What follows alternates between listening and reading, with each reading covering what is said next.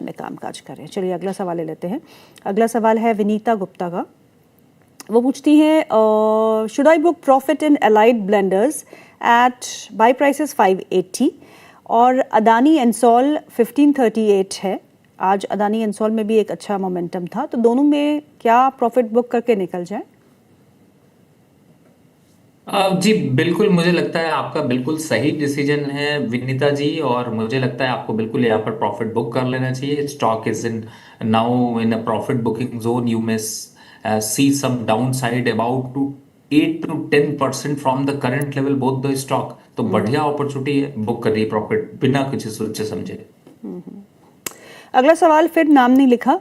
Amit Chand Jagdish Kumar exports limited, मैं पहली बार नाम सुन रही हूँ, at 142 please suggest target and stop loss for 1 year.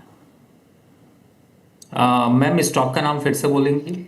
Amit Chand Jagdish Kumar exports, नाम तो अमित चंद है।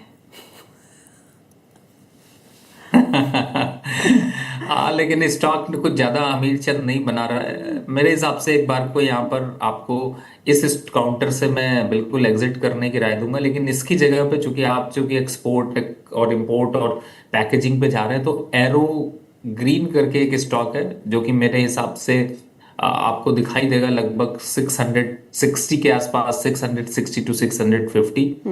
The good opportunity eight current market price. Arrow green करके स्टॉक है, अगर आप इसको पकड़ेंगे तो आपके लिए ज्यादा अच्छा है। तो मेरे ख्याल से मूव कर सकते हैं अगर आप यहाँ पर अपना वहां से एग्जिट करें और एरो ग्रीन की तरफ चले, तो 780 से 800 रुपए के टारगेट यहाँ पर आपको अचीव होते मिल सकते हैं। 630 के स्टॉप लॉस से यहाँ पर होल्ड करिए। अपर सर्किट पे है सर, 5% का अपर सर्किट लगा है, खरीद तो नहीं पाएंगे? कोई बात नहीं मैम, जस्ट नजर बुक करें, कल को खरीदें, क्योंकि मैंने सुबह इसकी मॉर्निंग में ओके रिकमेंडेशन इसकी अपने मास्टर ट्रस्ट के क्लाइंटों को यहाँ पर दिया था ओके। जब अराउंड 650 के आसपास। तो ऑलरेडी थोड़ा सा बढ़ चुका है, बट उम्मीद है कि अभी और बढ़ता हुआ नजर आएगा। Okay, Amit Chand Jagdish Kumar exports limited, इन्होंने खरीदा था 142 में, अभी 175 के आसपास है। तो यहाँ से प्रॉफिट बुक करके आप जो सर ने स्टॉक रेकमेंड किया है उसको देख सकते हैं, एरो ग्रीन टेक, उसमें आप निवेश कर सकते हैं। चलिए अगला सवाल लेते हैं, उत्पल दास का है। उत्पल सर पूछते हैं PNB bank buy price 112, average कब करें, प्लीज गाइड। देखिए मैम, आज आपने पहले ही इशारा कर दिया कि पीएसयूज की हालत खराब है, प्राइवेट में प्रॉफिट बुकिंग चल रही है और एवरेज करना है। तो फिर सब देखिए, अभी एवरेज तो करने का बिल्कुल बनता नहीं है। 103 चल रहा है, 92 96 के आसपास आएगा तो सोचेंगे। तब तक के लिए अभी पंजाब से ही दूर से देखेंगे, ज्यादा अच्छा लग रहा है। ओके, अगला सवाल जो है वो टाटा स्टील पे है, नाम नहीं लिखा। टाटा स्टील और वेदांता में खरीदारी कर सकते हैं क्या? सो ही वांट्स टू बाय, क्या इन लेवल्स पे खरीदना चाहिए टाटा स्टील एंड वेदांता? देखिए वेदांता मेरे ख्याल से ज्यादा अट्रैक्टिव है, लेकिन अब जब से उसके कंपोनेंट टूट गए हैं तब से मुझे लगता है कि हाथ पैर और फिंगर्स जो अलग अलग हैं उनको भी आप बास्केट में लेकर चलिए। तो मैं आपको थोड़ा सा एक यहाँ पर गाइड करूंगा सभी लोगों को कि आप वेदांता पे अगर आप 20% 30% निवेश करिए, तो आप 10% का फंड एलोकेट करिए पावर पर, 10% आप करिए आयरन एंड स्टील पर। तो वो आपके लिए एक ज़्यादा अच्छी स्ट्रैटेजी होगी, क्योंकि आपको उस हिसाब से आपको रिटर्न्स मिलने की प्रोबेबिलिटी ज़्यादा अच्छी होगी। 70% तक निवेश करिए, बाकी 30% आप एवरेज करने के लिए रख लीजिए। जहां तक टाटा स्टील की बात करें, just wait and watch for more correction till 180 to 180 के आसपास आता है तो बाय करेंगे। राइट लेवल पर नहीं लेंगे तो रिटर्न निकालने में बड़ी मुश्किल होगी। बिल्कुल। और जो मेटल स्पेस, हम हमेशा कह रहे थे कि आपको डॉलर इंडेक्स जब स्ट्रॉन्ग होता है तो मेटल्स में बिकवाली आती है, B it bullions, B it ferrous, non ferrous metals जो भी है।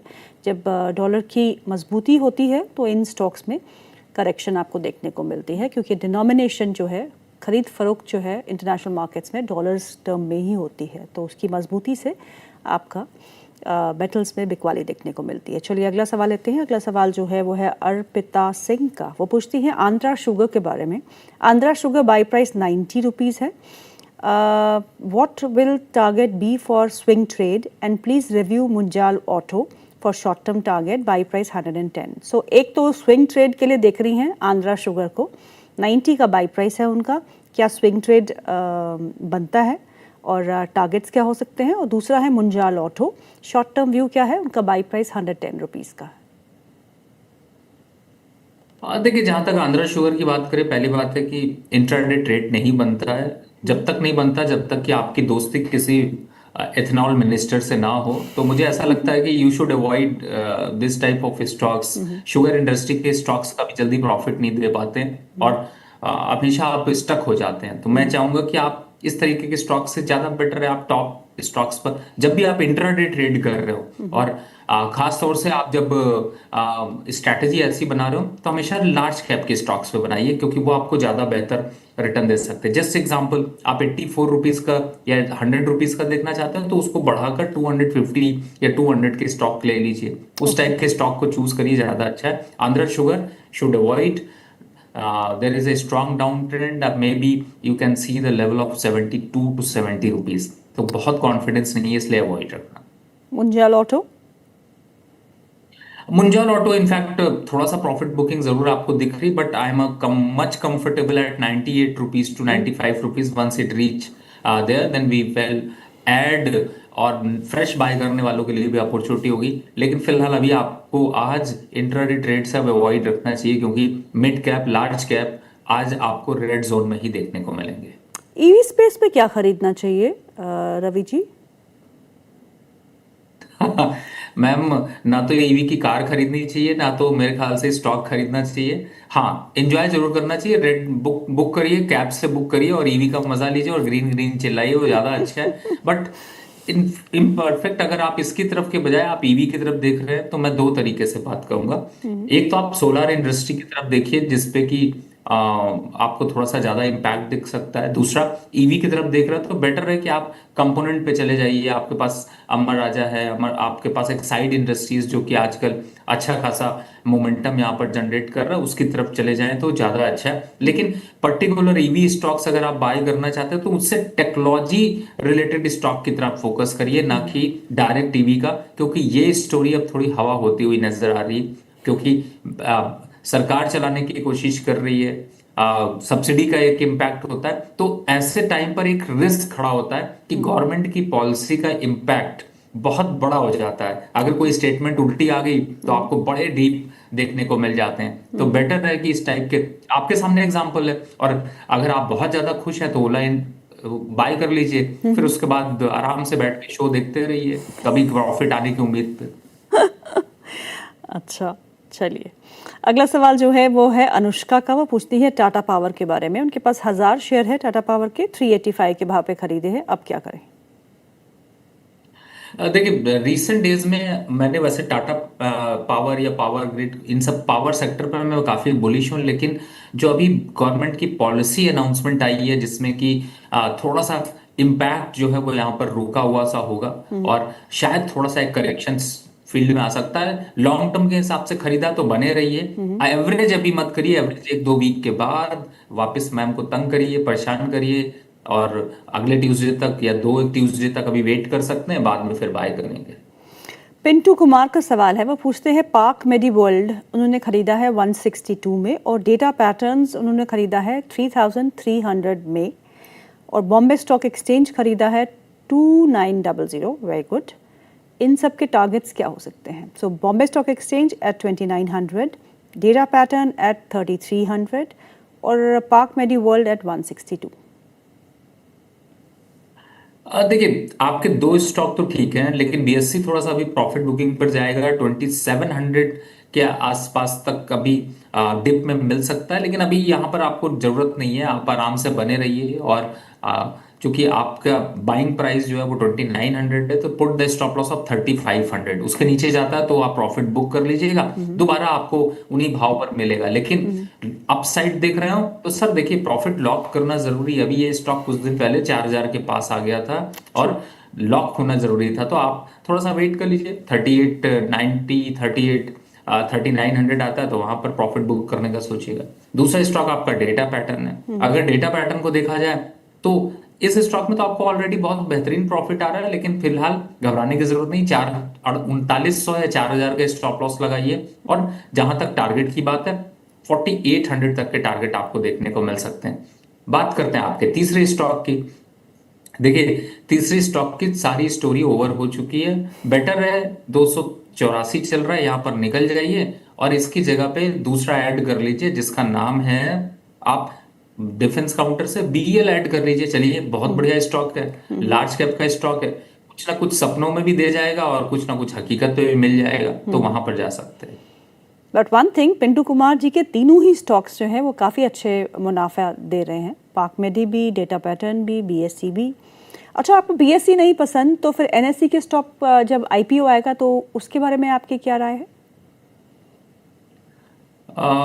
मैम, फिलहाल तो जो अभी जितना हाइप क्रिएट हो गया है ना, और उतना उसके हिसाब से मुझे फिलहाल एनएससी की भी वैल्यूएशन या फिर उतने हाई रेट्स दिखाई नहीं देते हैं। और इसीलिए आपने देखा होगा, और एक्सचेंज के जो रेट है, वो एक्सचेंज के जो स्टॉक्स हैं जैसे एमसीएक्स है, एनएससी है, एनएसडीएल है, इन लोगों ने ना इन्वेस्टर को भरोसा खूब दिलाया लेकिन रिटर्न जल्दी नहीं दिलाया। बीएससी बहुत अच्छा रिटर्न देकर गया, लेकिन आपने सही जगह पे अगर इन्वेस्टमेंट करी तो मुझे ऐसा लगता है कि अपॉर्चुनिटी को देखिए, ट्रेंड को देखिए, ट्रेंड फ्रेंड है तो बने रहिए, नहीं फ्रेंड है तो फिर अलविदा कह दीजिए। 5000 स्टॉक की बास्केट है। लेकिन जहां तक एनएससी की बात करें, फिलहाल मुझे ऐसा बहुत बड़ी वैल्यूएशन यहाँ पर नहीं दिखाई देती। शायद लोग ज्यादा हो गए हैं और प्रॉफिट उसका कम हो गया है।